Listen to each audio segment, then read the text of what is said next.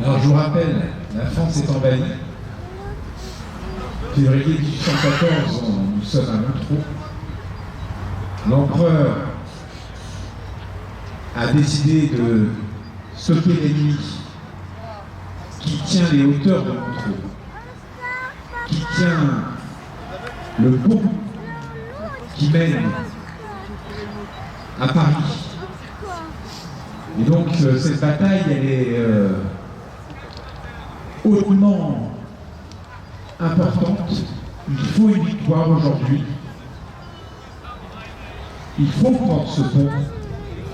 Et l'empereur va s'engager, vous allez le voir, physiquement dans cette bataille. Il va être à côté de ses soldats, comme il le fait, c'est sa marque de fabrique. Il est à côté de ses soldats, il va manœuvrer lui-même. Et autre marque de fabrique de l'empereur, il a réfléchi vite, il agit vite, et c'est ce que vous allez voir aujourd'hui. Cette capacité à voir plus vite que les autres,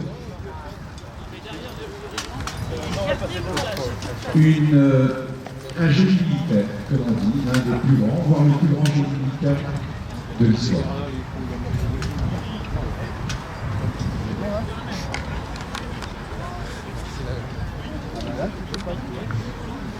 Je connais des chevaux, je peux pas trop tenir.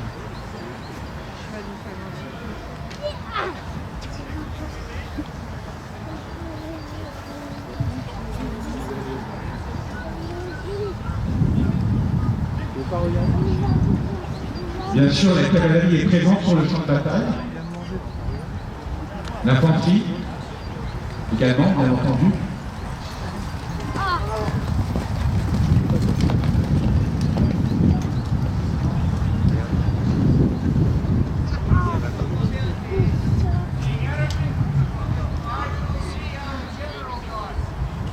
Tout le monde s'observe. La bataille ne serait tardée.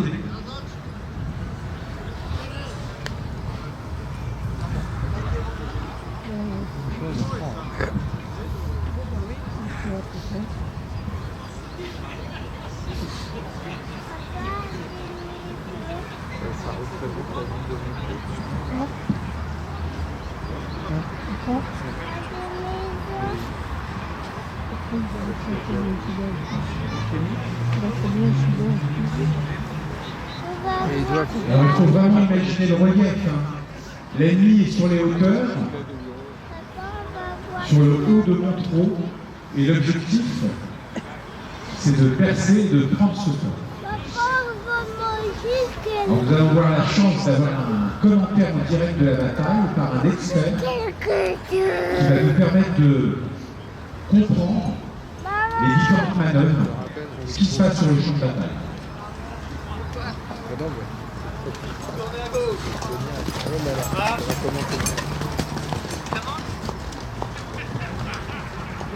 Ça commence, ça a démarré, maman. Ok. Déjà 3 chevaux qui courent. Chevaux. Déjà 3 chevaux qui courent. Ah ouais, ça va être trop bien. Il va y Bien avoir entendu, avant la bataille, tout est calme. ouais. Tout le monde s'observe. Elle remonte là. T'inquiète. Que va-t-il se passer? Qui va déclencher Je peux pas le remettre trop là. la bataille? Vous allez le voir.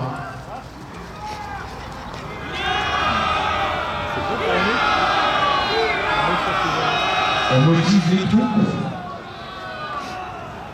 Comme je vous l'ai dit, cette bataille est plus qu'importante dans le cadre de la campagne de France. L'empereur le sait.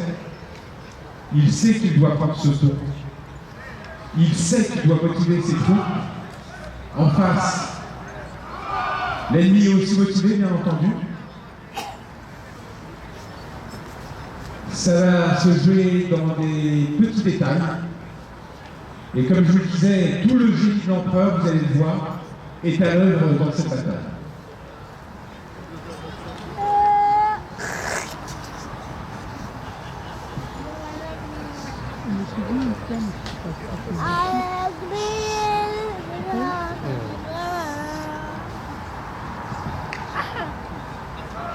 Tant mieux, la bataille.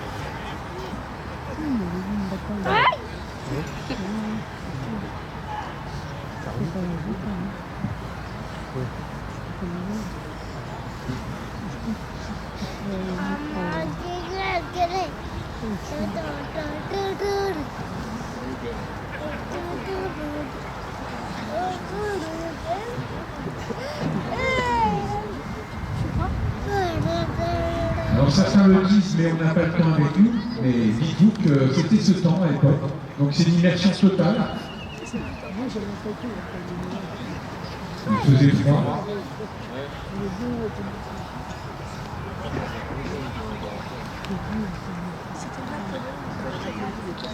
Voilà, donc nous avons la chance d'avoir un commentaire en direct pour nous permettre de suivre, on se met sur le podium,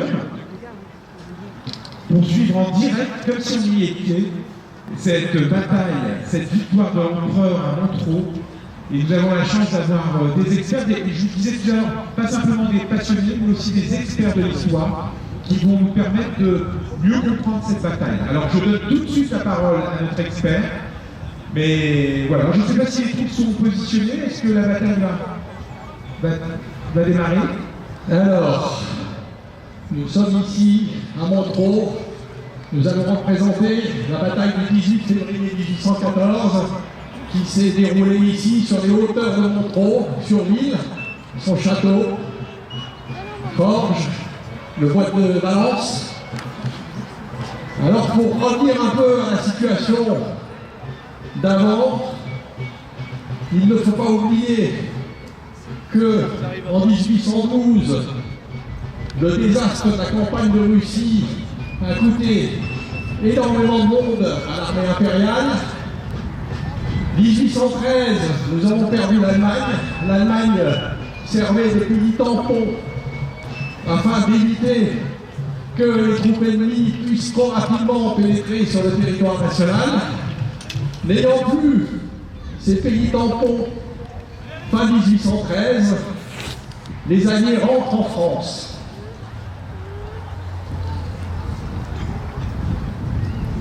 Les forces sont disproportionnées.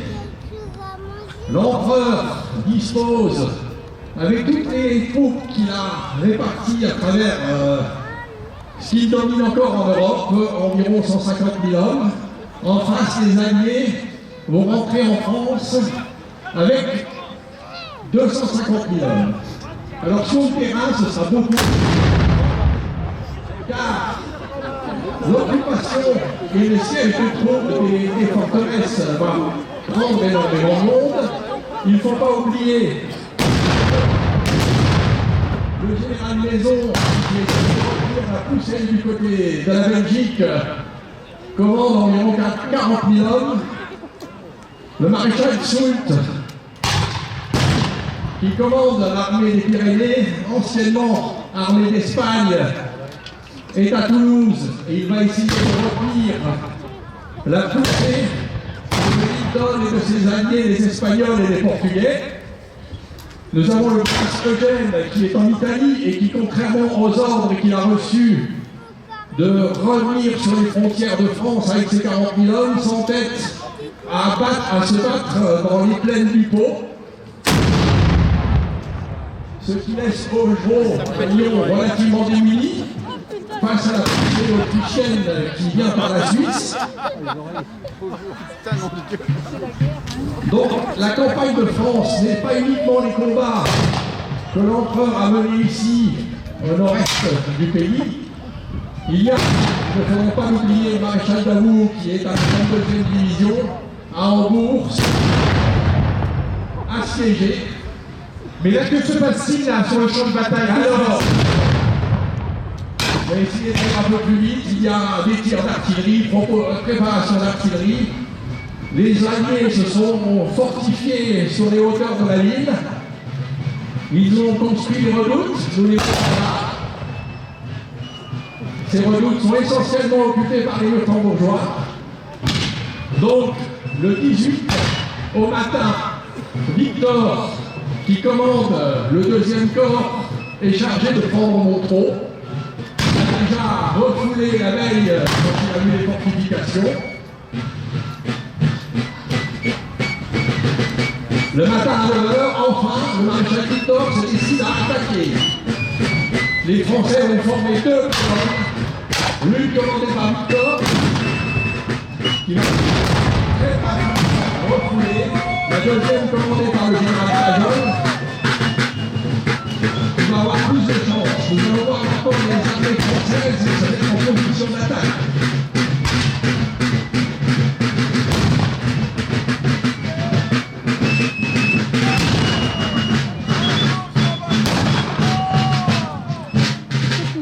L'empereur n'est toujours pas là. Il est appelé sur la région au soir. Et le 17, il a écrit les Russes de Palen, les Russes de Wittgenstein et les camarades de Devray. Il a donné à Victor l'ordre de prendre Montreux. Celui-ci, quand il a vu les fortifications sur les hauteurs de Montreux, a décidé de se retirer sans combattre. En faisant ça, il a excité la colère de l'empereur. Il a demandé à être rejeté de son commandement, de pouvoir parce qu'il était soi-disant malade. L'empereur n'accepte rien et lui incline l'ordre de reprendre les combats. Voilà qui est chose faite.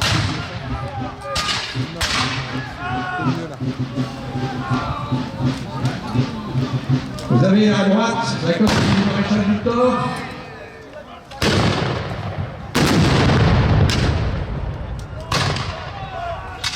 Les groupes d'infanterie légère. Sur l'aile gauche, vous avez le général Pajol, qui emmène lui aussi l'infanterie.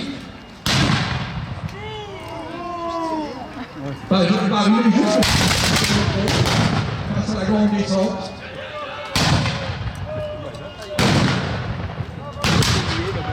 Tel cuistot qui passe. Tout le monde attend l'arrivée de Napoléon et de sa garde.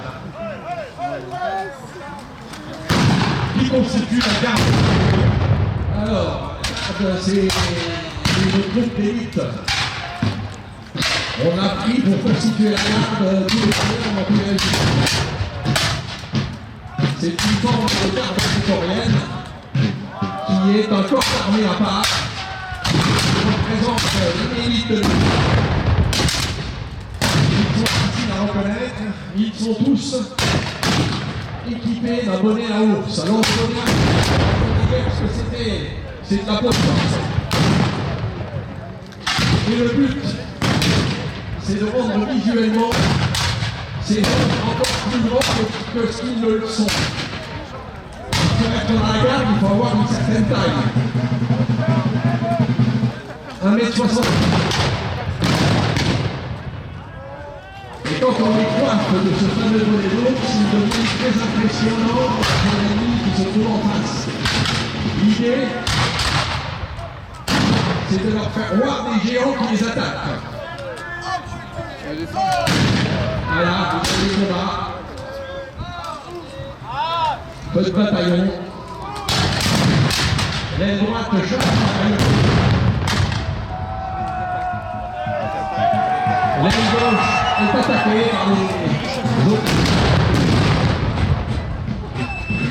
Le rapport est terrible. Les baïonnettes françaises sont réputées pour leur efficacité. Et une bonne charge d'infanterie à la baïonnette, commandée par un bon général, rien n'y résiste.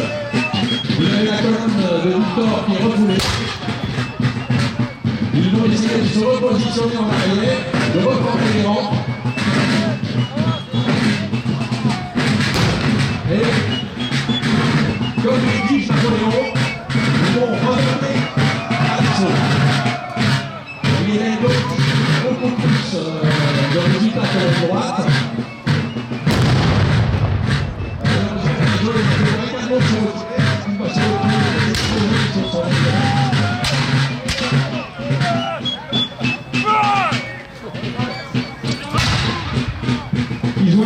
jeunes, ces soldats.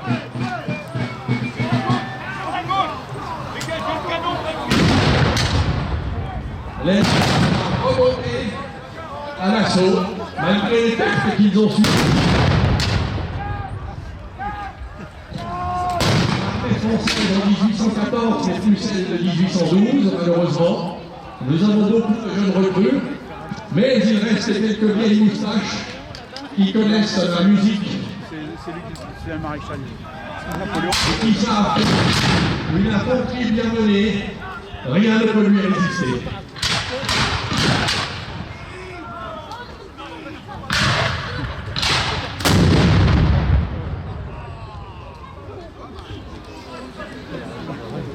Voilà les troupes sont forts. Et vont repartir à l'assaut.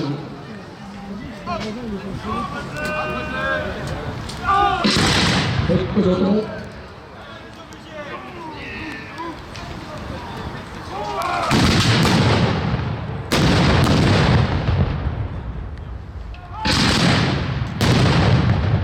Fantastique. C'est comme si on y était. Voilà, les alliés vont riposte. À ce moment-là, qui a l'avantage? Les alliés. Les troupes de Victor ont été relativement secouées.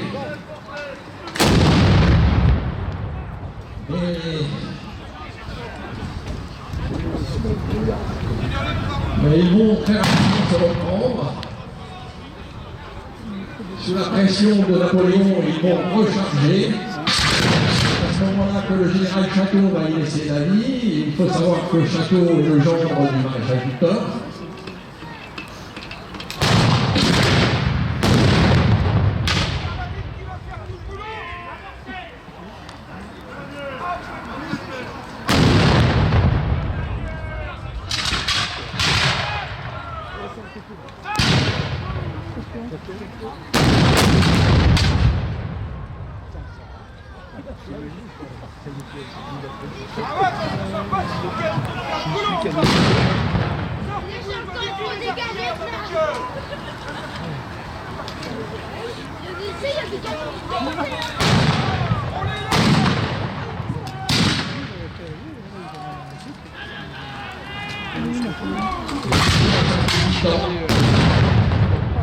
On attend le maître, l'empereur Napoléon, qui ne tardera pas à arriver.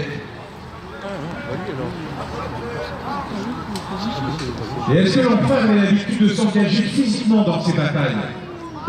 En général, L'empereur, à tout moment, d'ailleurs à Montreux, il n'hésitera pas à s'épuiser. Le soir de la bataille, tout seul, à se faire servir au château de Surville, à travers du vin de pays, et il va manger quelques morceaux de brie. Il est totalement épuisé. Nous n'en sommes pas encore là. La bataille ne fait que commencer. Nous allons encore perdre beaucoup de monde sur les hauteurs de et de dévaler les pentes pour prendre Montreux.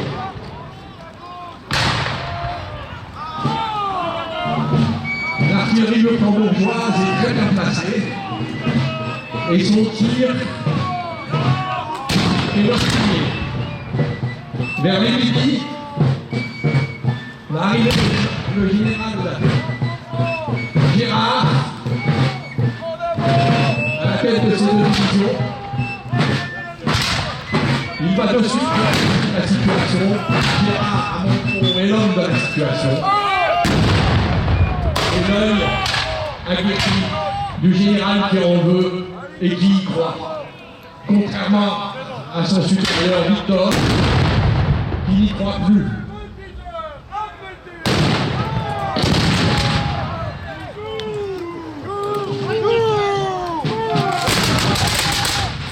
L'empereur va arriver à la tête de sa garde. Et là, les choses vont changer. Parce que les Alliés, ils ont peur d'affronter les Français quand ils sont par l'empereur. Car ils savent que rien ne résiste à la furie française de son chef suprême. L'empereur Vive l'empereur! Vive l'empereur!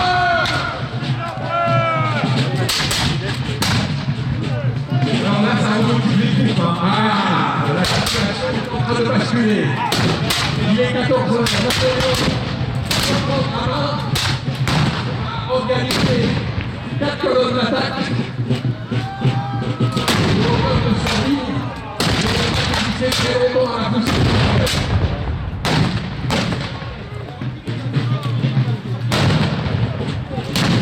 Et la garde qui rentre. Les premiers en rentrent sur les maladies de Taïra, les vieux de la vieille. Rentre numéro 1 dans la garde. Ils sont directement suivis par les chasseurs de la vieille garde qui prennent rentre numéro 2. C'est les vieux de la vieille, c'est en face, on pas de quoi présenter le même niveau des rien ne résiste au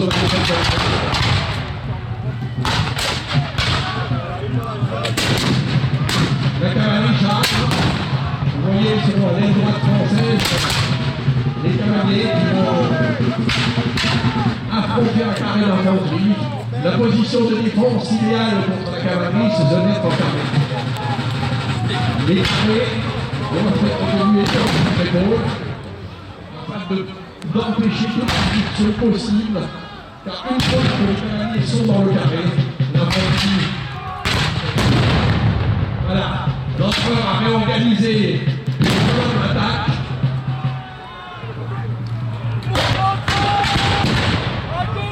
Il exige qu'on prenne les fortifications sur le haut de l'entrée.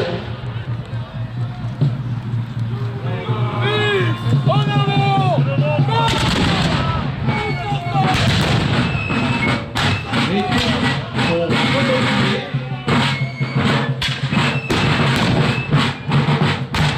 La réserve est là.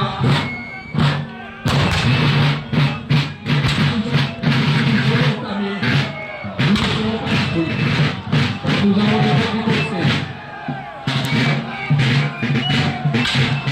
Un peu plus de sur les gauches, sur les droites. Oui, les gauches, c'est il y a toujours à la tête de ces hommes va bousculer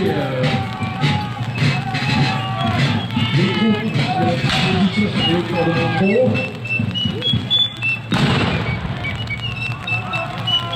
Une nouvelle fois, nous sommes repoussés, mais nous allons finir par vaincre.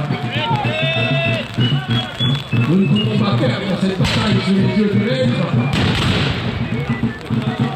L'empereur est accompagné d'un mamelouk. Le mamelouk, c'est le responsable. Il n'est pas responsable, mais il est l'empereur. Il n'y a que 2 personnes qui peuvent approcher l'empereur en permanence. C'est le mamelouk qui reste à ses côtés. Derrière lui, derrière l'empereur.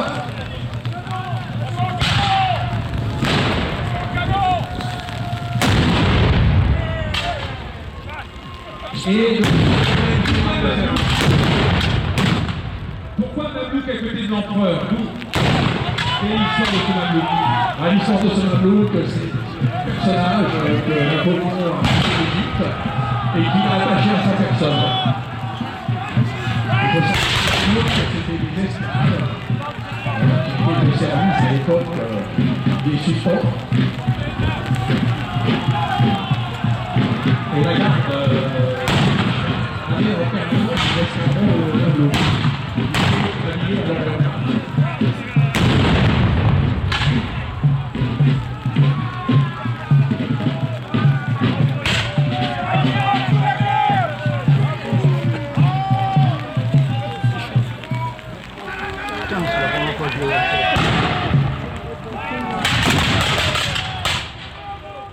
La ligne est elle ne fait pas si la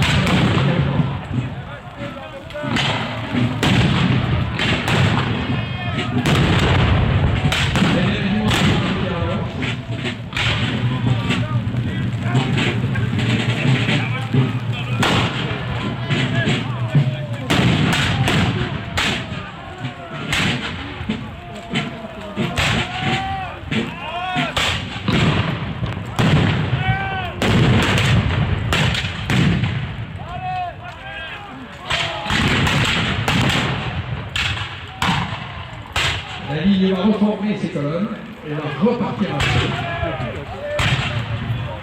Alors là, on est vraiment en frontal, hein. C'est vraiment une bataille qui se fait. Et comme c'était à l'époque, les autres s'affrontaient dans les jeux.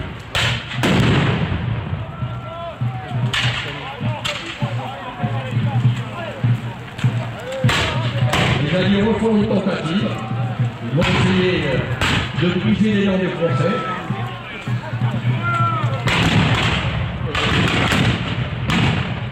La garde Marie-Bosset.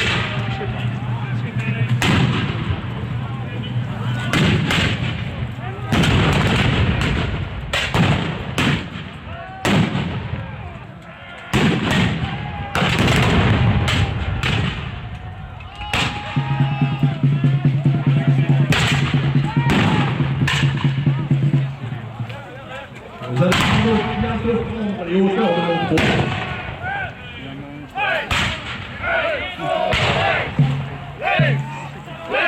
Les nous voyons français. Nous voyons sur les gauches françaises une attaque autrichienne. L'empereur, que fait l'empereur? L'empereur va se rendre au Pont-Caisse. Nous allons prendre les hauteurs de Montreux. Nous allons installer une hauteur pour surtout sur les ponts. Ils vont essayer de descendre dessus. Mais que fait l'empereur avec ce canon? On va le planter.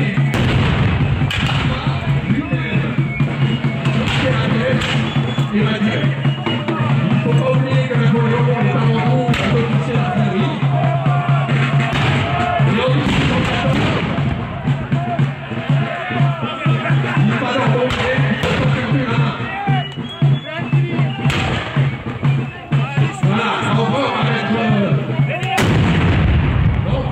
feu. Vive l'empereur! Vive l'empereur!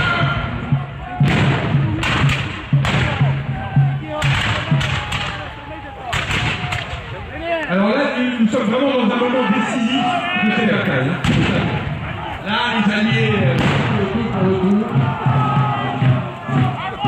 les Français vont exister, vont les repousser. Il y a 16 heures, ça va être le début de la nuit. Nous n'y sommes pas encore tout à fait. Nous avons encore tout à tirer.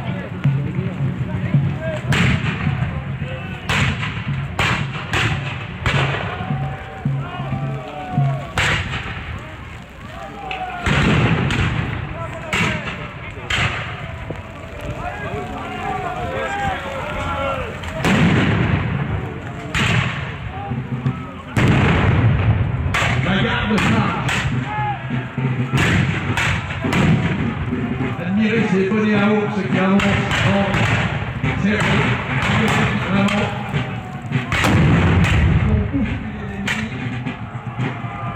Ils vont leur envoyer dans les forteresses, dans les fortifications. La ligne va soutenir la garde.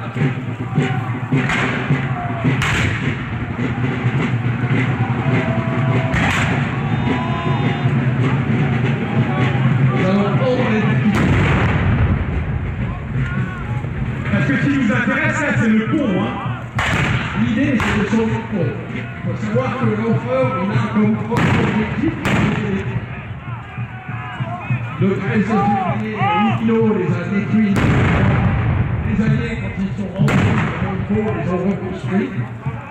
Aujourd'hui, il est important qu'on puisse les conserver, car ça va nous permettre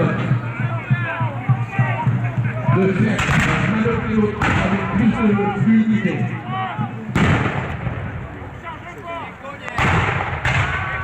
Montreux est un dans l'eau. Tenir le pont, c'est tenir le pont. Vous avez alors, les Autrichiens, il y avait deux bataillons autrichiens qui étaient au gros pour essayer de la place française de le reste.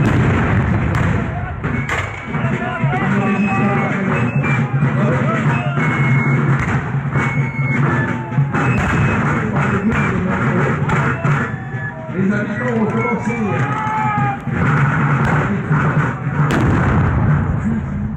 de pierre, et là, alors il est au cœur du combat. Il les soutient, les encourage. Quand Napoléon est là, rien ne peut résister. Il est entouré de ses officiers. Un général de brigade militaire, un général de brigade.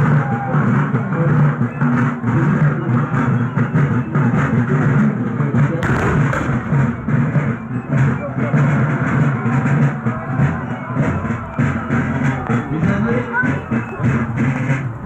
vont se mettre à courir.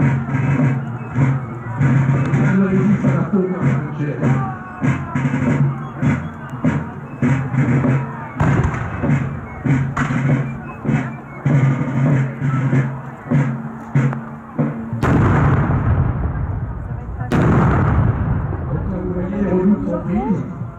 Vous filmez pour la ville? Non.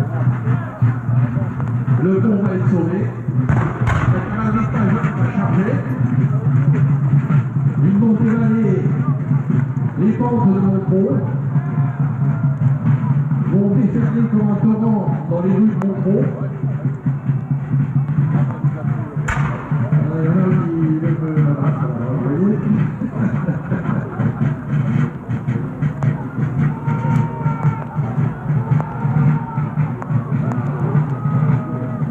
La victoire est proche ou elle est définitive maintenant? Elle est définitive. Il y aura encore quelques foyers de résistance, mais c'est presque fini. Il y a encore quelques tirailleurs alliés qui essayent de sauver la chose, mais vous voyez bien, l'armée autrichienne avec son drapeau a tourné le dos à l'ennemi, ce qui veut dire qu'ils sont en devant. La cavalerie, elle revient après une charge victorieuse. L'empereur va rentrer dans le pont. Il faut quand même signaler l'assistance que le maire d'à l'époque a portée à l'armée impériale, M. Moreau, maire de Montreux, qui a guidé les troupes le matin et qui a permis à Pajol d'arriver là où il est arrivé. Début de matinée. Par contre, les autres autorités, il y en a beaucoup qui avaient collaboré, ils vont tous se rallier à l'empereur, qui va les recevoir de façon relativement dépatée. Il n'est pas eu. Il sait très bien que ce n'est que du ralliement de circonstances. L'empereur, au fil de la bataille, est épuisé de toute l'énergie dont il a fait preuve pendant les 3 jours. Il a posé son appareil, y compris le jour de la bataille. C'est une bataille relativement courte, hein. Sur une journée, la bataille. Sur une journée, ouais. Il y a eu des situations beaucoup plus longues durant la campagne de France. Il faut savoir que la campagne de France, c'est 61 jours de campagne. Sur ces 61 jours, il y a eu 17 batailles. Les batailles, certaines se sont étalées sur plusieurs jours. originer l'usure et l'épuisement des troupes. Et c'est ce qui a eu raison de l'armée impériale. La troupe qui a été présent à la paix, qui n'est forcément les officiers supérieurs qui ont entouré l'empereur. Aujourd'hui d'ailleurs, il a été destitué, remplacé. J'imagine que les officiers ne trahissent pas non plus. Si, quand ils ont preuve de mollesse, Oudinot a évacué le contrôle de février parce qu'il a fait des manœuvres aussi malheureuses. On peut dire que Oudinot n'était pas un grand stratège en soi. C'était un soldat aux mille blessures, aux mille nombreuses. Avant de quand il parle de l'œuvre de ce sont des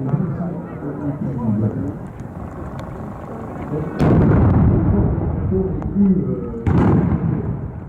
sont fatigués, démoralisés, ils n'y croient plus. Encore quelques généraux qui y croient. Sinon, on n'aurait pas le droit de prendre. Alors, je vois malheureusement des cadavres. Oui. Est-ce qu'on a sur cette bataille? Alors, il faut savoir que les Français ont perdu 591 hommes. Les Alliés ont perdu 3000 ans. On a fait 3000 ans. 4 drapeaux et 6 canons. Le problème, les intentions de Napoléon étaient de trouver l'armée des Saint-Français. Il faut savoir que les Français surtout de la France, qui était des groupes de groupes qui étaient des trois faciles pour Napoléon, qui étaient redevenus la bataille de bon, l'esprit stratégique les Alliés en surnombre quand ils sont regroupés en petits groupes. Les sentiments étaient occupés en deux, mais la mollesse de Victor a fait que malheureusement ce camp a compris à cause de la mollesse de Victor, à cause de la bagarre des troupes.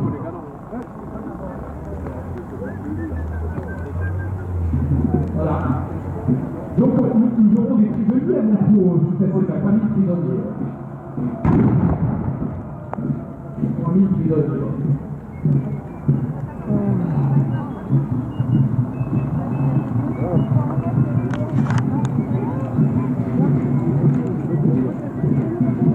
Elles sont les par l'ennemi, l'ennemi, il va essayer de se sauver par les rues de Montreux, se demander, et ils vont rejoindre deux troupes d'ailleurs, ils vont se regrouper à un moment donné, parce que encore de la troupe en état, même si tout a été battu pendant les 2 jours, les 16, 17, 17 et 18 février. Il faut pas oublier que les Alliés ont plus d'hommes que Napoléon souffre énormément de ces pertes. Là, nous avons un général allié qui a été fait prisonnier. L'empereur a accepté sa reddition. Il va remettre son épée à l'empereur. Et l'empereur Magnanime va lui rendre son épée.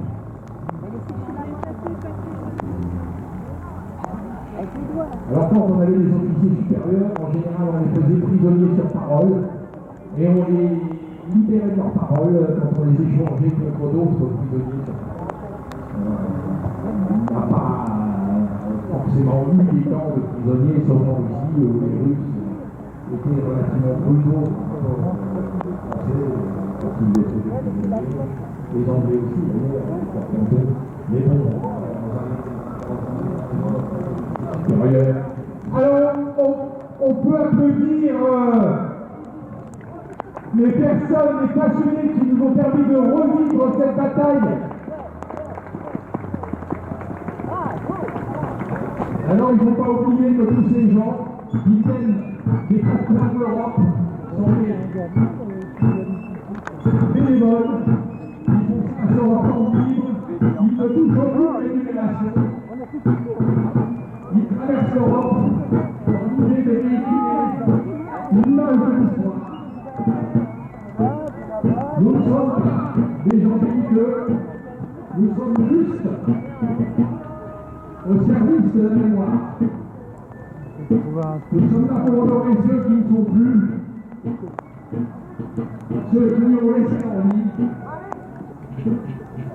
qui ont combattu pour y vivre, et nous espérons ne plus jamais avoir à revivre ça. Vive l'empereur! Vive la grande armée! Et vive la ville de Montfort!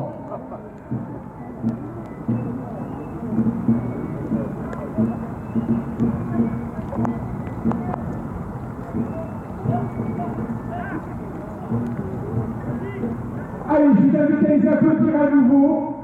Ils le méritent.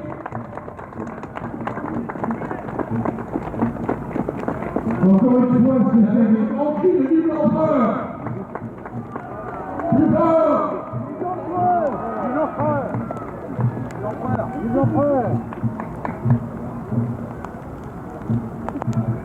Merci, messieurs.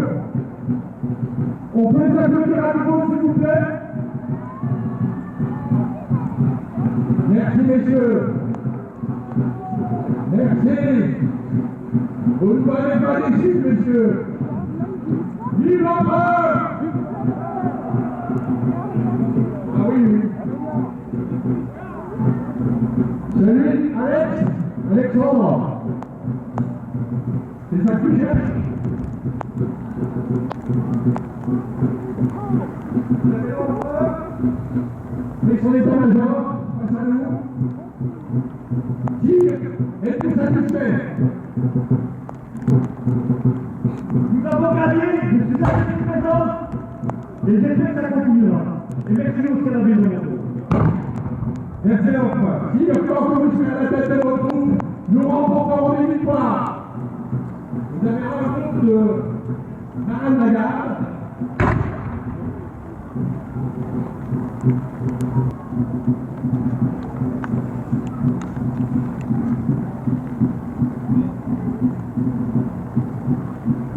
Alors, pour qu'ils donnent pas leur spectacle, et là ils ont décidé voilà, de vous donner ce spectacle équestre qui va démarrer dans quelques